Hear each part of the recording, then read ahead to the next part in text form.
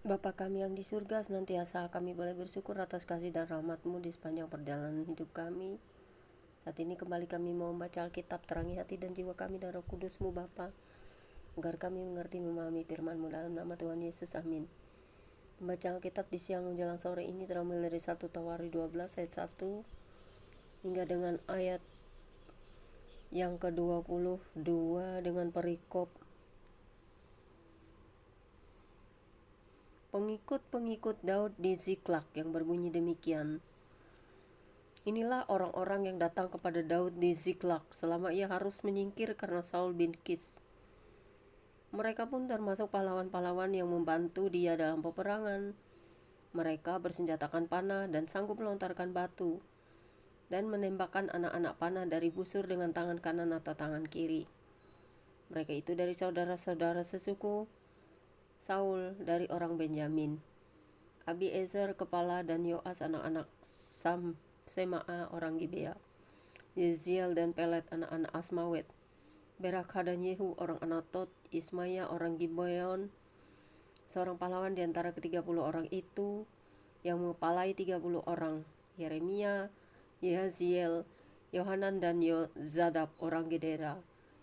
Eluzai, Yerimot, Bealia, Semaria dan Sefasya orang Harufi.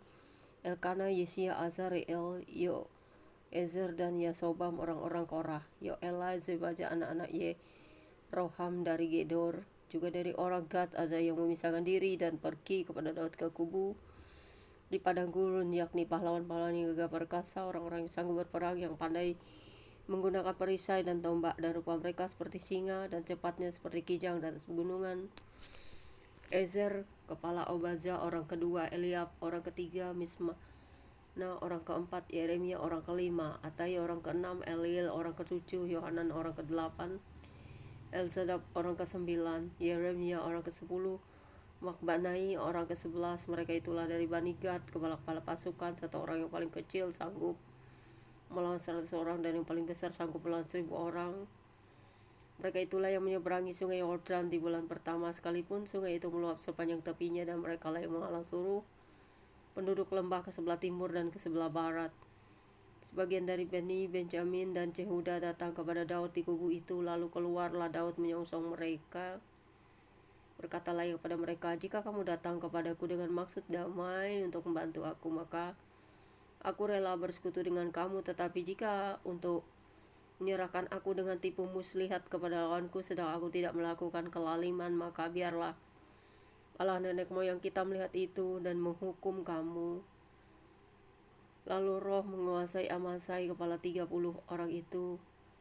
Kami ini bagimu, hai Daud, dan pada pihakmu, hai anak Isai. Sejahtera, sejahtera bagimu dan sejahtera bagi penolongmu, sebab yang menolong kau ialah Allahmu. Kemudian Daud menyambut mereka dan mengangkat mereka menjadi kepala pasukan. Juga dari Manasye ada yang menyeberang memihak kepada Daud ketika ia bersama-sama orang Filistin